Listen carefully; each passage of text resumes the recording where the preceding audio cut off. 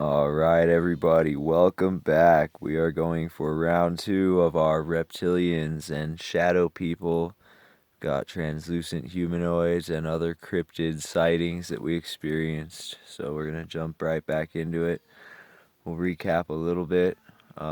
We started having strange experiences and getting gang stalked. We started recording interdimensional scenes. I'm going to show you guys some pictures real quick.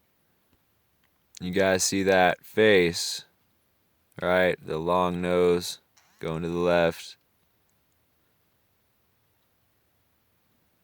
Clouds right there. More faces in the clouds. Thank you, giant girlfriend. These are amazing. Exactly along the lines of stuff that we were photographing. Can anyone see that figure? Looks like they're wearing a dress almost and holding a staff. And you've got a demonic kind of dragon face right there. This is just in the clouds. Freaking unreal, right? If you guys can't see this stuff, can't help you. Look at that. He's got his hands up in the air. Just comes zooming out. Flying. That is absolutely unreal.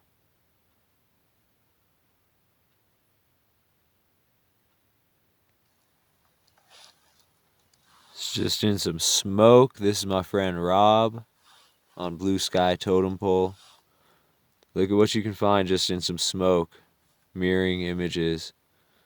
There are beings everywhere in a world just beyond our senses.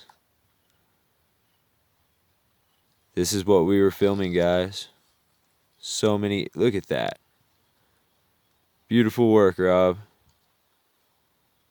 Look at that face, you guys. That's in smoke. Alright, so that's what I'm talking about. I'm going to get into our story. So we go back to Phoenix, Arizona in September of 2014. It was the last week, actually. So it was 6 years ago. Because right now it's September 2020 as I tell you guys this. So back then, I was very young and naive. And I did not have a lot of resources. When I searched for this kind of stuff, there wasn't much. For all of these events, I was fully conscious and aware. I would test my memory, about like my birthdays and all kinds of math problems and things like that. And I would test my partner as well, just to see if we were being drugged or not, if our consciousness was being affected anyway. I want to let you guys know I'd been staying off anything other than opiates. This was so I could extract as sober an experience as possible. I was way too paranoid, and all of this wouldn't be possible to scientifically break down if I had been using a bunch of drugs. So think what you will about the drug use, but a maintenance dose of untainted opiates would never have any such effects. I remind our listeners that I'm intelligent and very experienced with many substances, so I knew the effects, and I also wasn't on anything that would normally alter consciousness in a hallucinogenic way. Even if somebody were drugging me somehow on top of anything I did to myself, this wasn't just paranoia. I had made damn sure of that, and I wouldn't take the time to embarrass myself. So, we're going to continue in Phoenix, Arizona, in late September 2014. My impromptu partner and I had been living life on the road for over a month. Just seeing the state and living free, but under constant stalking from the random public, it would seem. We had driven to a friend in an outlying city, and we were coming back into Phoenix when it began to get dark. Here's where fantastical realms merge with reality. So I'm going to be very careful with my descriptive words so I can properly convey what we experienced and saw. I pulled off the freeway to take surface streets, and I saw what looked like a traffic cone, and I swear it was moving onto the road. And I slowed down because it was as I was rolling up to a stoplight. It wasn't quite in the crosswalk, but a short distance before. It was right in the middle of the road now, so I had to stop. And to be honest, I was just going to take it because I realized it was wooden. like a wooden traffic cone in front of me. So how cool was that? It dawned on me that it was not a traffic cone. I realized it was a creepy garden gnome. It had like a face and everything, and I realized someone placed it in the street. I thought maybe it was on a remote control car even, guys. Like, people were messing with us that bad, it seemed. So we saw its wooden face looking into my headlights until I made a complete stop, at which point it unfroze and kept walking across the street, onto the sidewalk, and into the oleander bushes on the side of the pavement. I want to say that while it was in the road, it had camouflaged itself to look like a traffic cone, only it still looked like wood. It had only frozen for a moment and then regained movement and became like a marionette puppet about 2.5 feet tall, animated in this reality like a freakish Travelocity gnome. Continuing on past that scene, we started with what had become our normal routine. I would ask my partner what she saw. I wouldn't say anything of what I had just witnessed. This was because I did not wish to skew the results of her own observations. But as usual, she confirmed the scene that I had just perceived to unfold, and I wondered who was drugging us and how we could both hallucinate the same thing. So we pulled into a restaurant parking lot near a shopping mall, and there was a cinder block wall along one side of the parking lot, dimly illuminated in the after sunset dusk on a clear desert evening. There I saw another little wooden figure sitting on it. This one looked more like a Pinocchio than a garden gnome, and I thought somebody really had to be manipulating this puppet from behind the wall. That is until I saw its legs and then its body hang down as it let itself to the ground. It just looked so real, but by now it was time for the city lights to turn on and dark corners to make their appearance, so I couldn't even be sure. With the things we were just seeing, we decided to take a chance to go see the reptilian guy again. And he had now gotten an apartment since we'd last seen him in the hotel, and it was a typical trashy North Phoenix neighborhood of industry and warehouses. We met someone nearby to make a few dollars off some plant extracts. The customer got in the back seat, and we quickly hand-to-hand exchanged what was agreed upon. He appeared normal until I turned back around. I looked up into the rearview mirror. I got quite a shock as he appeared to flick his tongue out. Then the creepy snake eyes. He looked at me in the reflection and spoke, referring to Strange Girl. He sniffed and said, "She's human? You got a nice one there." I told him that she was all mine, that we had to get going immediately. So he literally flicked his tongue out once more and hissed, then bid me good night. "Sss, enjoy, brother." We were on the proper street already, so I called the crazy reptilian guy to come out to the parking lot and show us to his apartment. He was about 40 years of age, a tall, skinny guy with ginger hair, along with the accompanying freckles and white skin complexion. By now it was about 10 p.m. I pulled into an open spot next to a dirt bike, and then he was there. He led us into his apartment, which had about 5 people inside. The door was open to beat the heat of the Phoenix night. Rap music that spoke of lizards was what greeted us.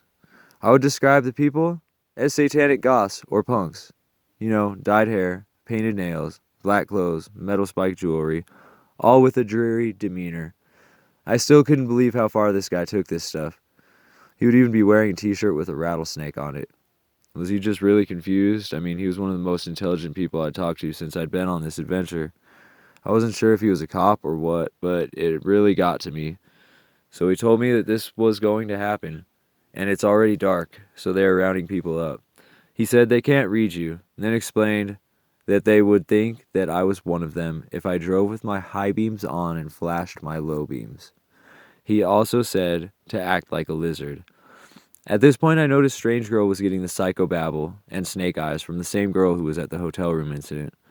I thought to myself that I was not going to do this again. I told the guy we were going to get out of there. I was halfway sure everybody in the world was just playing a big prank on me with remote controls and slick communication. So I grabbed my partner Strange Girl from the hypnotic gaze and headed out. We both heard a loud, blood-curdling scream from outside the door. Reptile guy said he needed to walk us out, and I agreed, so we walked the 20 steps to the vehicle. As I was unlocking the door, he suddenly shined a flashlight right over my shoulder and barked sternly, "Don't do it, he's mine."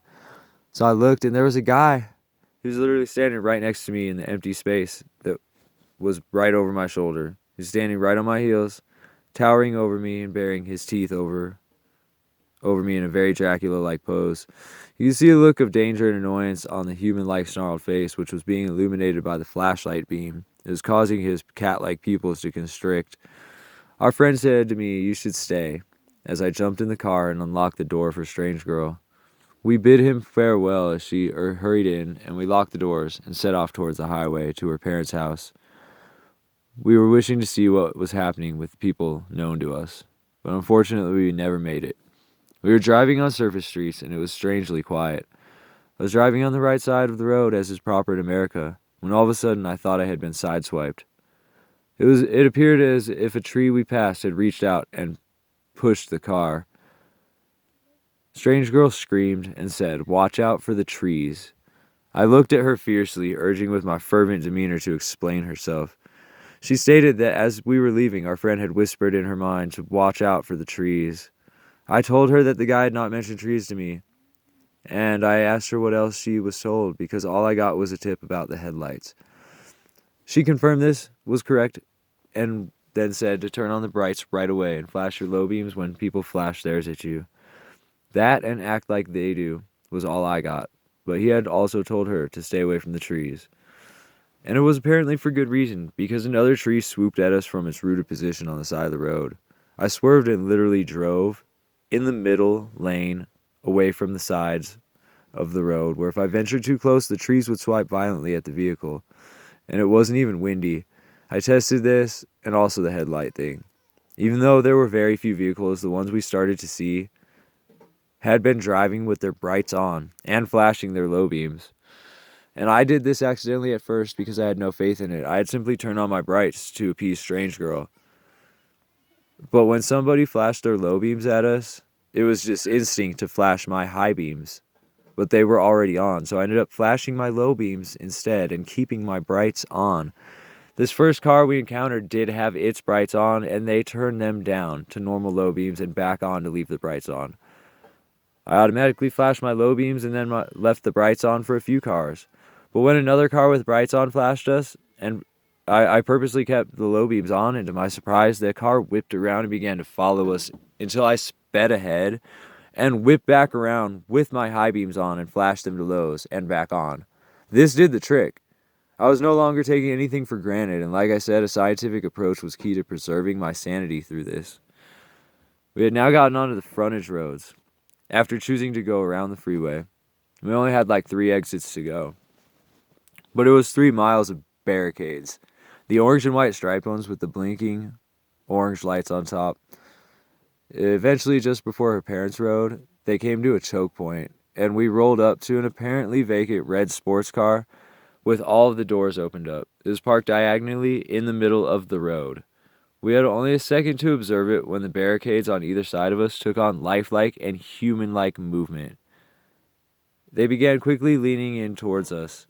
My companion screamed, and I simply told her, "I see it and I'm on it." So I smashed my car in reverse after I saw the barricade boogie monsters. And we flipped around and continued driving the wrong way down the frontage road until, strangely, still no cars were on the road, but the few we had encountered and that empty sports car. It was maybe 11 p.m. now when we got off the highway. We went to a community outside of town where I'd grown up as a teenager. Now, this was Anthem, Arizona. It's a middle-class neighborhood. They have a little water park, little community center. It's a really nice town. It's the suburbs, right? So we drove through to the town for 30 minutes, and every garage door was open. I went by some of my old friends' houses and just houses I'd known when I was a child. I wanted to see if I was still even in the same world, guys. So not only was every garage door open, but all of them were empty. Like every single one of them. My criminal mind was running rampant with ideas, but I was terrified. And where were all the vehicles? Where were all the people? We started to really freak out. If this was pranks or CIA, our own whacked out hallucinations, or if that crazy guy told the truth. Those were my only options to choose from, and I was really trying to narrow it down. Unfortunately, our Verizon wireless phone had a very creepy message on it this whole time, simply stating something like, "Message P81, the networks are down." Then it would hang up on me. I immediately decided the best course of action was to head straight for Mexico. Maybe the agents were reptiles, or our own minds would leave us alone at the border. We were driving for hours, and the roads were dead, except for the headlight flashers once in a while. Now here's where I know that things weren't right on a larger level, beyond just our minds. This was actually in our reality a bit, because it was interacting with us in strange ways. Now Mexico sounded like a great idea, but it would be too far for a non-stop drive. So we looked for a closer refuge to get a few hours of sleep at. We were now backtracking from north of Phoenix and going back through it. So we traversed the large sprawling desert metropolis, and I pulled off at my grandmother's exit to see how it felt. Upon rolling up to the red light, we saw lights turn on behind us. My heart dropped, and our worst fears were realized as a police cruiser slowly and drunkenly rolled up behind us. I looked to my co-pilot and told her that right now I was not letting a lizard pull us over, just in case we are not tripping. Buckling up, we accelerated through the red light and onto the freeway. The cop lazily followed after us, inhumanly slow. It seemed like he really didn't want to ruin his night, and was deciding to maybe forget about it. But I knew from my past experiences that that doesn't usually happen. So we continued south on the freeway at breakneck speeds to the next municipality. And even here, we saw barricades and what appeared to be blacked out police vehicles lined along the freeway in the darkness. They were all dark, blacked out, all along the sides of the road. Strangely, there was never any signs of taillights or headlights, of other vehicles or law enforcement. The cops seemed to have dissolved into the night and given up without ever showing any sign of pursuit, other than following us for a short while with his top lights on. We were thrilled at this recent development, and had made it far outside of any city. We were now nearing Florence, Arizona, headed down south, when I pulled off a desert exit. We ventured into the dark desert as far as I was willing to off-road with the Nissan Altima. We rolled up shirts in the windows so that they hung down, and I had nice affixed sun blinds that you pulled across the windshield and stuck together with Velcro. Now we made sure all the doors were locked and held each other in the passenger seat and shut out the world around us to gain a few hours of much-needed rest. We were too tired to even think about things, and we passed right out. We awoke to engine noise outside, and I immediately had to relieve myself. I tumbled out of the car and did my business. The desert had transformed into a planned community where cars were pouring forth onto the highway, rush hour traffic, that I couldn't believe we had not seen the lights for this city when we got off the exit. But now there was a gas station that seemed pretty normal a bit further down. Felt a strange evil presence all about, but only spied what I would say was bent air. It totally creeped me out, and I thought my eyes were just blurry. But I trusted my intuition, and jumped back in the car with the girl. I started the car and opened the windshield sunblocker. I knew we would have to fill up with gas. I gathered courage to go to the gas station. It's hardly getting used to okay, gotta edit this. A strange girl was looking right in front of us. There's a bunch of things standing around pointing weapons at us, she said. I told her she was nuts, and she asked incredulously, "You don't effing see them?" She said there were beings. They were pretending to be invisible and camouflaged, and she was pointing right where I had spied the bent air. I was as enlightened as a piece of coal at this time of my life. I was trying to rationalize all this with technology, or military, or aliens. But I could see the multiple mirages like columns of air or like glass tubes, maybe a long saran wrap roll of light-bending air. These were accompanied by a few carbon copy clones of a strange little plant, about the same size as the little people were. I was instantly suspicious in my gut that these plants weren't plants. These strange little sticks with tufts of greenery on top, these little stick people and these strange bent columns of air seemed to double around us. I was told by Strange Girl that these were lizards and the little people.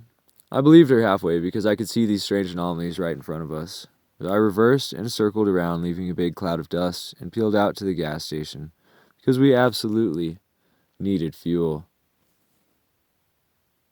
Now I was constantly getting denied service or being held up in strange ways. I would set off alarms when I entered stores, and my card would never work at the pump. I would send her inside to put money on. She would take an eternity and also come out in her controlled state. It was literally It was literally like there were different operators in her at times, and demonic possession was on the forefront of my mind. Especially with all the strange things going on through her eyes, I did start experimenting with this, having her stay down in the car, and eventually even her hands. She started typing on invisible instruments and all of this stuff that it wasn't in my mind, you know. It really started to mess with me because she would deny it a lot of the times, and when she would see it, it would really like break her. And things tried really hard to stop us. Like, we would get in these little arguments when I would try and explain anything that was going on out of the normal that just totally wouldn't make sense. So we get the gas. My intuition stays ramped up the whole time, just on alert. I keep my head on a swivel, and I take in the world like I never had before. I was truly a stranger in a strange land, and I wondered if this was even the same world I was born into, or when this all had happened. We had the courage of daylight once again, and we decided Mexico would be a bad idea. If it were to be in the same state of affairs, it was just going to be more dangerous. So we decided to adjust our route. My phone chargers weren't working, and the phone was completely drained and not even turning on. Not that it worked previously, we just kept getting that same creepy message stating that the networks were down.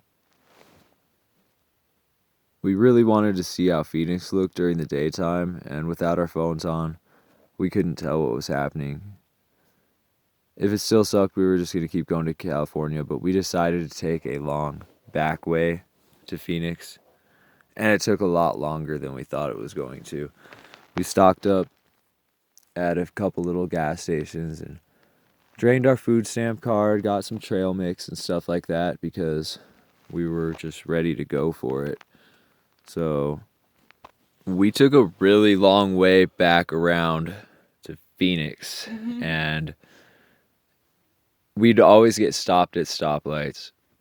They would never turn green. We would literally have to turn right, do a U-turn, and make another right turn back onto the road where we were heading. And that's how it was. We didn't want to take freeways. Everything was scary on a freeway. Cars would drive all the way right on our rear bumper until we would be breaking the speed limit by 20 miles an hour, or they would pull in front of us and slow down. It was ridiculous. There was so much targeting going on. But this is all I have typed. I'm going to lead us up to a point where we are captured by a bunch of interdimensional creepy beings, supposedly, seems like. We have a lot of commentary to discuss together because we both saw different things. I still have Strange Girl with me to this day. Say hi, Strange Girl. Hey. She's not Strange Girl anymore, though. We realized what happened with all these events, and we've grown together. I'm so glad we pushed through it because I could have dropped her so many times and we would have lost out on so much. But we definitely had some gifts where we were picking up on these things, and we didn't even realize it yet. We didn't know our true position in this world. Starting to wake up to this stuff, we were taking it in. I was observing everything. So the stoplights were doing that. People were non-existent on the street at these times. Cars would just rev their engines and be really strange, but it was a ghost town. The clouds in the sky appeared to look like spaceships and stuff, literally like flying saucers, and it looks like they were having battles and stuff. There were sounds to accompany this at times, and we were just recording these other realms a lot when we had the chance and looking for this information. So with our phone not working, we didn't know what to expect. We still thought it was part of this targeting kind of stuff, but we couldn't confirm it. This was stuff that we couldn't talk to people about. So it was just our own scientific experiment while we were going through this. This day ended up taking so long to get back that it was pretty much dark already. We smoke right through Phoenix. Like, it's turning to evening, and it seems way too crazy again. We're not even able to go through the town because of the street lights and everything, so we're pushing through. We've seen enough. It's still the same. And it's at this time we're far outside of Phoenix on the I-10. We're going through Buckeye, Arizona, and there's like a checkpoint, and I'm hoping that we can we can pass this checkpoint, go around, but it's at like the last exit where you could possibly like get off and go through town. But I still do. This checkpoint looks creepy. Now this is around the time, I don't know when Ferguson happened in Missouri. There were some riots, but something happened out there, and they had been doing checkpoints around this time in Phoenix, and they actually used that as an excuse one of these times. But they have these choke points. This was one of them, and we saw all these cars lined up, and after seeing the red sports car, and who knows, it looked like they were literally like scanning people. So this is all very relevant. It seemed crazy back then, but look at where we're headed to today. I don't know what exactly was happening at this time, if we were seeing something happening in real time in the future. Was it a vision? I still don't even know. That's why I'm just explaining to you guys everything we saw, right? So we get off, and we don't even know what time it is because we don't have the phone, and I don't trust the car's time because they've just manipulated everything so much. It seems like we are just so heavily stalked by some. It's definitely non-human at this point, but humans were involved in it, and it's at this point that we're seeing and hearing all of this like warfare going on around us. Like the clouds and everything are reflecting it. It would be a clear day, blue sky, and we would have a spot of cloud following us. Like, how does that even happen? Like, there was just a circle of cloud following our vehicle when there were no clouds in the sky. There's things like that that would happen that I would get proof from people. I'd have them witness the same thing I was seeing. So I was confirming all of these things. We're trying to go around this roadblock and still seeing all this stuff. I'm trying to have her keep her eyes down because cars would literally come up to us and try and stop us after she would be looking at them and start doing sign language to them. So this checkpoint was something I totally wanted to avoid. We're on like 335th Avenue or something, like way out in the desert, and we go past Palo Verde Nuclear Power Plant, which is like a huge complex of like concrete and like cooling towers. And I don't even know how we got out there, but I knew what it was because it was the only thing that it could have been. And we were being chased, right? Like we were totally being chased. That's why I said I was having her keep her eyes down because these things would just attract themselves to us and try and slow us down, speed us up, whatever. Just real dangerous, like trying to get us to kill ourselves. It's like they didn't really attack us, but tried to get us to destroy ourselves, it seems like, playing on our fear to the fullest. We see Palo Verde Nuclear Power Plant, and like I said, we were seeing clouds attacking each other. They looked like spaceships. We could see these entities battling, and we would hear this, but it appeared to get hit by missiles. Like there was a weird glow at this time. It was like an orange glow in the sky. It seemed like everything was burning. It was nighttime, but it wasn't nighttime. Like that's why I was saying I thought it got dark way too early, but we just weren't in the right state of mind to even say for sure now. This stuff was so strange. It looked like this power plant got hit by missiles though. Like we heard the earth shaking, boom, boom. We saw the smoke coming from the side of the towers, and this, I mean, it was a dimensional overlay or something. Now I know, because or maybe it did happen. I mean, who knows? We can't even explain it, but it was something that we were seeing happen in these higher realms. Like these beings were battling it out, right? So we take off from that, still going off in the desert, trying to get around and back onto this highway, but it's just a dirt road, and it's getting more dirt and going farther away from the highway. I see the lights going off in the distance, and we just can't get over there. But I'm not going through that checkpoint, so we end up still getting chased. Like there's a truck coming out after us, and all these sounds. There's just always these engine revving sounds and helicopters and things flying in the sky. Yeah, voice to skull. I don't know. We've looked into all of these different technologies and frequencies, and we still are just going to reserve our judgment until we hear more from you guys, if anyone's had anything like this, because I know people have experienced these entities and stuff like we're about to explain. But we had the scratches on the sides of the car. We put the miles on the car. They were actually there. had police interaction that led to nowhere. We had free reign of the cities. We were able to drive through the middle of the streets. I never stopped at a stoplight.